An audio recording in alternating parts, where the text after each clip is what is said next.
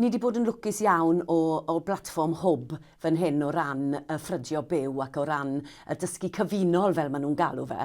Oherwydd fe symudon ni mlaen i ddysgu cyfunol wrth gwrs yng nghyfnod y clo.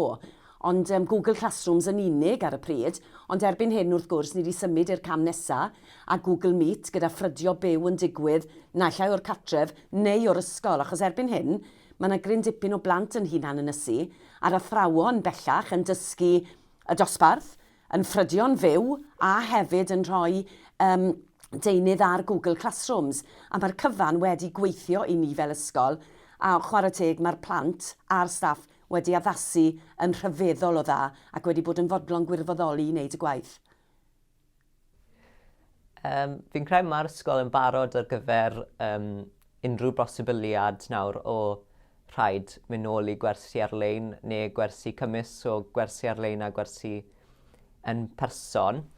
A fi'n credu mae'r ysgol, maen nhw wedi bod yn defnyddio Google Classroom ers misoedd nawr trwy'r lockdown.